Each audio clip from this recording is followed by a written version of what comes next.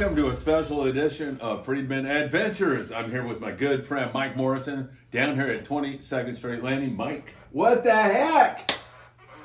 Living the dream. We are very fortunate to have what's going on right now, I'll tell you that much. Well, what is going on right now? Well, let me tell you, Phil.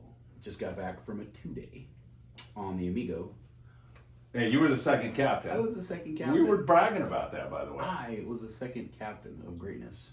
No, I had to help Mark out. Good group of guys from the Compton Rod and Reel Club, and they opted to go offshore rather than go try to catch yellows or something like that, which either one would have been good. We even talked about going to Tanner or Cortez. The yellows are biting decently there, and rockfish. I love rockfish. Me too. And so we winded up being, off the east end of Clemente in the morning. I actually found a patty at night somehow, just almost ran it over. But got in the area. Shut down on it? Shut down on it. Just took it out of gear, turned the engines off, and waited for everybody to kind of wake up. As soon as the sun came up, had to been within the first 15 minutes. We had 5 yellowfin on the boat. Nice. Real fast. Patty didn't have anything to do with it. We just got on some porpoise early. Proceeded to drive around all day. Wound up with about 35 yellowfin. It was incredible. We're just running and gunning, picking one off here Fun and there. fishing, It was right? nothing wide open by any means, but every stop, if we caught 35 fish, we stopped the boat at least 35 times on a dolphin school. That's fun stuff. This is about as normal fishing as I can remember. October offshore fishing, yellowfin on porpoise schools. Yeah. Like, this is cool. Had a couple on the troll, winding through, so we didn't stop. Super productive day, nothing wide open. The Dorado didn't bite on day one. That would have been Tuesday. Let's say Thursday. Yeah. So Tuesday, it didn't bite really well for anybody. And then after that, we made a 3-hour move back behind San Clemente Island. And at that point, Marky was fried, so he said it's time to run the boat. He drove around till about 10 o'clock at night, and he was tired. So then I took over. Wasn't very many boats out. Covered that whole lower half of San Clemente in like 500 fathoms. They got out in the middle of nowhere. Found a couple sonar schools, stopped on it. Didn't react, didn't respond.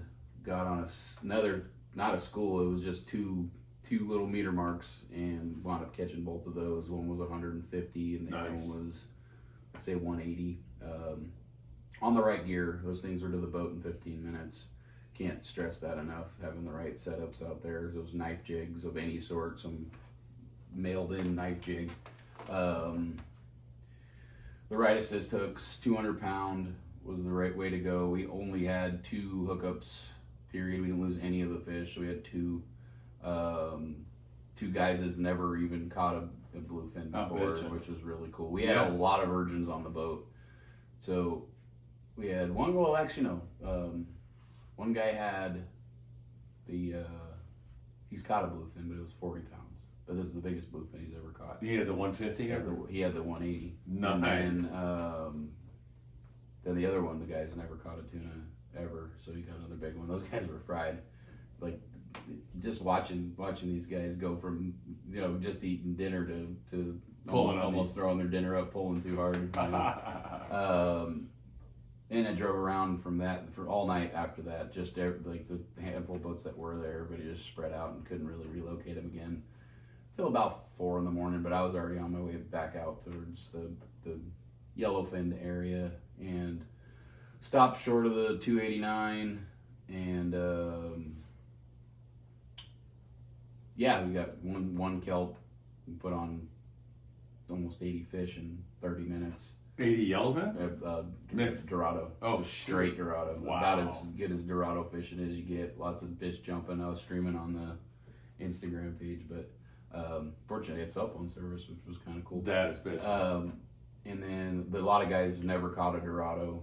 They targeted Dorado all season. They were telling the story that they fished a lot for it. They just were, that was that week that were transitioned from the border to Santa Barbara Island and then back down in front of Dana, and then they just kept missing the bite window, and you should have just started here, and they were just biting here for us. Yeah. telling these people. Other than that, it was we had on day 2 we had 75 Dorado, and I think we wound up with 4 yellowfin for driving around. Bait was bitching. That was our biggest concern. Bait's been tough. It hasn't been living all that great, but we got some badass bait. Had bait left over, but the trick to the Dorado would be 20 pound. It was 20 pound and a size 1 hook. Didn't matter if it was a circle or a J hook. Just a good lively bait, and you were bit. I had 5 Dorado myself on a popper, which was how fun, incredible. Yeah, and then a yellowfin on a Colt Sniper. So it sounds like that Dorado would have been biting on a heavier line, also. They though, would right? have bit the heavier line. Some guy was fishing 50 and couldn't get a bite, so I grabbed one of my rods and got a 25 pound. They would eat 25 pounds, no problem. But, it was chewing the paint off the boat for about 30 minutes. Oh, bitch! It drifted off. A couple skiffs got on it, screwed it up for us, but that was damn good fishing. I mean, I just can't recall, going like you and I go on a 2-day the next week that we planned for this trip, and we're going to Tanner or Cortez, and we have pretty good yellowfin fishing and decent sundowner on the bluefin, but during the day we caught like 4 Dorado. We're fucking stoked. Yeah, just absolutely just elated. Oh my god, I got a Dorado. And go out and catch 75 of them. And everybody's like, we got the guys that we had on the boat though, they were just jumping for joy. Like was it the Content or was it the Redondo Rod and Gun Club? Because I know Chuck Zimmer. I'm pretty sure Chuck was on that trip. I'm pretty sure it was the one with the shooting range. It's the Compton. Okay. Mark Mascola's group. I know Chuck's from Redondo, but he may have. Oh, there's a lot. Yeah, everybody is from all over the place in that club. They have a great club. But yeah, that group was stoked. Food was great. Of course, man. Who cooked for you guys? Brett. Oh, okay. Brett's great. Yeah, Brett does a good job. But yeah, Marky fished his ass off during the day. Burned a lot of fuel. We didn't cover a whole lot of overall, but we drove around in circles for hours. There was patties after we stopped fishing. There was patties in a straight line from the east end to the east end and then straight into the light. So that fish, in my opinion, is coming back down. That's what your original theory was. It's got to be right. It's got to be for them catching a Dorado in Oregon. Crazy. Yeah, Sean on the Aloha Spirit, he got a couple bluefin yesterday. So and then there's missing bluefin. I think the bluefin are up there right now. Yeah. So you mean you're talking about out here? That bluefin seems to be. It's missing. Yeah. Yeah. The big bulk of it's missing. Yeah. So I think it's up by Anacapa or somewhere by Nick or something like that. Tell me a little something about the water temps you found. The variety. What was the variance? We had normal summer type fishing in 60 or 72 and some change. So the water's still that warm? Yes. Okay. All the way to the LA Light. Oh shoot! From the east end to the LA Light, it was warm. And then when behind the island at 68, which Marky was adamant that's what bluefin like, so we caught her too. But it was 68 the whole lower half of the east end, and as soon as we got on the front, it was fish kind of sort of everywhere. Just got to get them to react. See, I agree with Mark on that too, and I think if we lose that water temp, we may see that yellowfin and Dorado go away, but that 68-degree water is I remember Buzz Brizanine when I was a much younger man on the Prowler telling me, you'll see those bluefin until that water gets to about 67, and then their metabolism starts to go, and that's when they like to chew. We were looking at the terrafin chart before we left, and it was to the quarter of a mile where we stopped, where the water was 71 or 62. So wherever that color map slid off, that's exactly where the yellowfin and the Dorado were. It was identical on the back. We knew it was going to be 69, 68 degrees. I think that warmer water disappears. You're going to start seeing that bluefin back at Catalina again. Me too. Front side, back side, everywhere. We're probably going to be chasing these things until December. Well, remember last year we fished it past December, didn't we? Pretty much. Yeah. Yeah. We ran out of people. Exactly. Because, Are we seeing that this year? Or are we starting 100%. to get... The Friedman's been at the dock all week. Yeah. I don't understand why. Yeah. I think we just sucked the life out of everybody and kicked their butts on this big tuna and Dorado and stuff like that. But yeah, I can't believe it. We just canceled the Freedom just now. There's only 3 reservations and we're priced right. It's not like you're any more and cheaper, so I can't really figure it out. I think we're just, Well, I mean, it could be a lot of stuff, Could be right? election Inflation shit, and then, gas just jumped back to $7. Yeah. So you gave a tackle tip for the nighttime bluefin, the Dorado. Now that yellowfin that you're chasing around, any tackle there? Same stuff as the Dorado. 20 pound? 25 pound. Sinker or no sinker? We didn't have any on the sinker rig. All I fly had line. one on the knockoff Colt Sniper on the sink, and everything was just on a fly line sardine on 25 pound. I talked to Joe Russo this morning. I don't know if you know Joe. Yeah, okay. And Joe said he was just out there. He didn't catch anything, but he said the good news is they saw a lot. Oh, there's a lot of fish. yellowfin tuna. And they get lockjaw from time to It's time. been about a month and a half since I've been out personally, and there you don't see the big free swimming Dorado around, which is expected to not see them around. But chances are every piece of kelp you see out there is going to be holding. You just got to get there before someone else does. And you said there was plenty of kelps. Wasn't an issue to find them or not? In that lower half, there was plenty of kelps, but once we went up the island, we really didn't see too much kelp. Yeah. So certain areas But are holding. from parallel line of the east end of Clemente to the east end of Catalina Island, there was just must have been a current break or something the whole way. But it went from 68 to 72, almost to the first buoy coming back into the light. So That's all good news. All right, that's a great update there. Now let's segue into something else. Like if I were going to write a script, I would say we have this great offshore fishing, and now we're just going to segue into having live squid and catching sea bass, yellows, halibut, and all kinds of other stuff at the island. That we don't know about yet. Normally, you'd say you're absolutely full of crap. But Right. It's happening already. I know. It's already a done deal.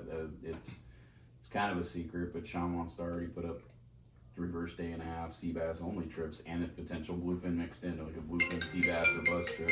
Oh, what the heck are you doing here? Recording. Sorry, guys. It's Martin. Yeah, so it's already happening. The bait boat gave a couple boats today some squid, and it didn't really change anything yet, but I think if you were to take this squid that we're fortunate to have this week, I don't know what's going to happen next week or moving forward, but there's squid everywhere. It's just, can you catch it? Yeah. But if you had the opportunity to take squid from, you remember when we had squid catching this bluefin before, and we're fishing them like sand bass. Yeah. 200 pound sliding sinker and a big ass hook, and everything was done. If you took squid out to some of these bluefin areas, you knocked the shit out of them. No skill involved at all, just like catfishing. Just sink it down and get bit. Yeah, they gobble it up. Oh yeah. And I think that the Native Sun has squid today.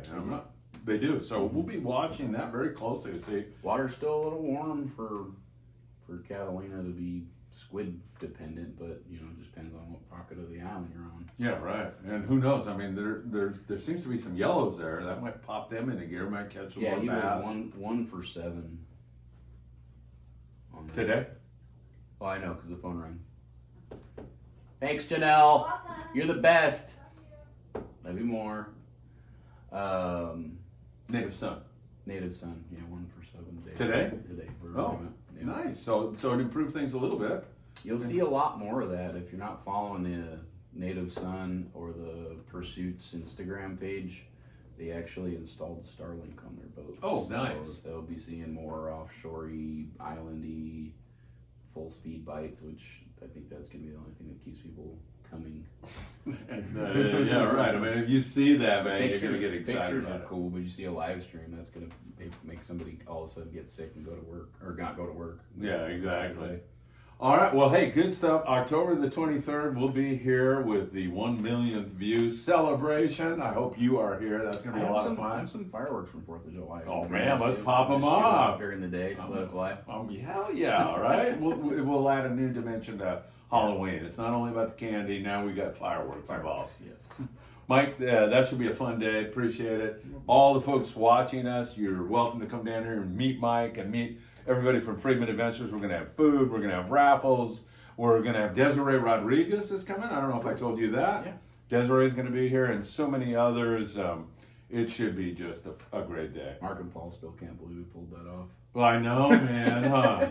God, that was a good one, wasn't it? We almost blew that, but... The story goes, he calls me at 9 o'clock at night. He says, "Guess what, dude?" And I'm like, "What?" He's like, "We found Desiree somehow." And I'm like, "No way." All right, here goes the backstory. Oh. It's an interpreter from Telemundo Radio. There you are.